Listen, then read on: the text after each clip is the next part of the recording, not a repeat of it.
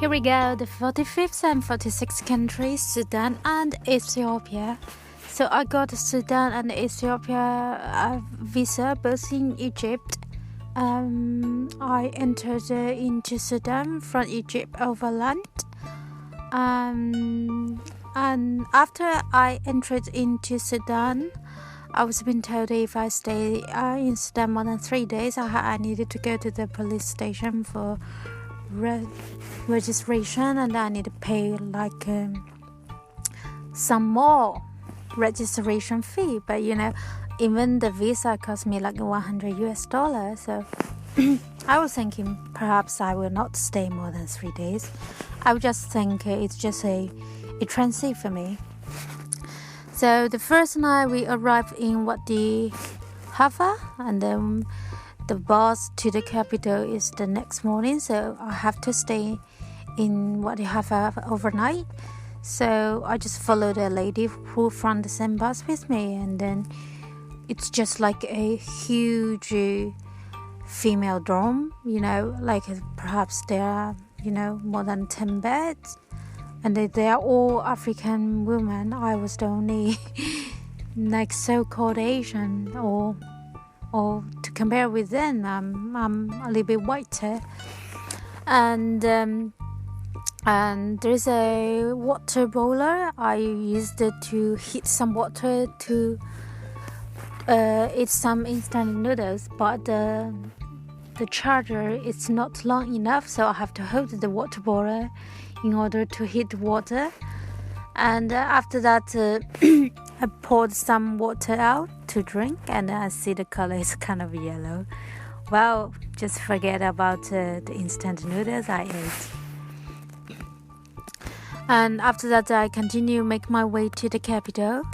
And in the capital, I stayed in the youth hostel, and it was really funny because I needed to exchange money. And then the hostel manager took me out to the black market, and then he told me just don't talk to anybody. So I was completely quiet during the process for changing money because it's on black market.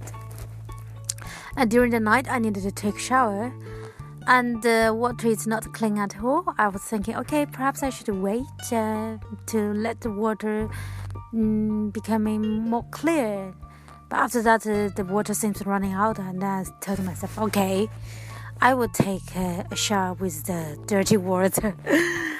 And so on the third day, I made my way to the border village between Ethiopia. So I have to stay another night, and then it's just like this time is even rougher than the first night in Sudan.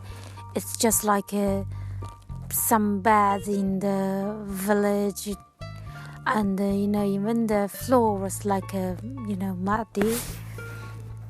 And then that night, unfortunately, I got so much serious bed bugs bite. Every inch of my skin, my face, my ears, my nose, my eyes, every part was attacked by the bed bugs. So the next morning, I waked up with not a very good mood. And also, the person in charge for the accommodation trying to ask me for change money, but the rate he told me was totally ripped me off. So I'm not willing to change that. And after that, I was asking the other people when they are going to the border, and then so that the person in charge told me, oh, if you're in a hurry, you can go first. So I said, okay, why not? I just left the village first, and then made my way to the border. And when I tried to disembark from the border, the immigration officer still asked me to pay the registration fee, but I just told them, I'm leaving today now. What's the point for me to pay for the registration? So they haven't, they don't know how to answer me. So finally they stamped my passport. And then, to be honest, I don't have a very good impression about Sudan during my first visit there. but it was just so rough. And I've met a lot of people. They told me they met so many beautiful people in Sudan. So I would hope if next time I go back to Sudan to see some other parts. And after that, I arrived in Ethiopia, and the border officers were very friendly. Even they were having breakfast, they invited me to join them. So while waiting for the exchange office to open, so I joined them for a breakfast. And then I exchanged my money. That bank is one of the simple, rough one I've never seen. And then I need to make my way to leave the border of town. And then on the same vehicle, I met the ladies who I was traveling yesterday in Sudan. They were on the same vehicle, the minibus. They asked me to come in. And after that, I was being told they have to charge my luggage. In the beginning, I was not willing to follow because earlier people told me the full price is like this one. But after that, I thought they tried to charge me more. But then the lady who I met earlier told me, okay, even for local, it's the same. So, okay, I finally came to the minibus. And then that day, we're supposed to go to one city, but the local ladies and some other travelers who were local too, they changed to another city. They asked me if I'm willing to follow, because from another city you can also go to the capital. So I just followed them. So after 4 and 5 hours, I still remember on the vehicle, there were like 2 teenagers, like 12 and something like that. They were in charge for taking the transportation fee from the passengers, and then they were just keeping an eye for me, and then what I was impressed, when we passed some rural village, and these 2 youngsters, they were trying to collect some changes from the passengers, and then put in a plastic bag and then throw into the rural village for the villagers. So I was impressed. But after that, I noticed that why they stare on me for so long, and because one of the youngsters was watching the other movie, the Japanese one, so perhaps they think, I'm come to the same nation. And then when we arrived a small town, me and some other local people, we checked in the guest house. And after that, I get to try the local food in Jera for my very first time, and the Ethiopian coffee. The next day, I decided to go to the capital because some other traveler, they perhaps will stay longer. I don't know their plans, so I just decided to go along.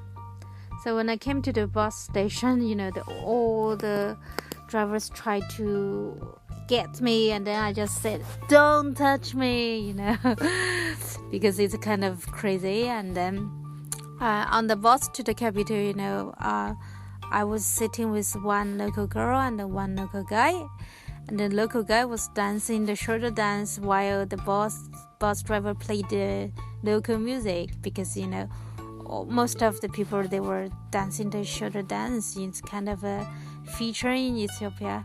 And before I came to Ethiopia, I was being told that Ethiopia really has a unique culture other than other countries in Africa. And then the people on the bus were very friendly. They shared snacks with me. Even we all know that Ethiopia is a signature country that facing the food insecure, right? And in the capital, I went to the public hospital to do the yellow fever injection. I was so nervous because it was my very first time to do injection in Africa. So I have to make sure everything is one time on it, not the used one. And also I met a Chinese girl. She was traveling from South Africa to Sudan overland. So I was doing the completely different way from Egypt overland to South Africa. So she gave me a lot of tips, which is really helpful. Also, because I need to stay quite a longer time in Addis Ababa, so I moved to the cheapest motel. And then it was so funny because under the mattress you will find used condoms, and and that was really, really wow. I have to stand for that because it's the cheapest one.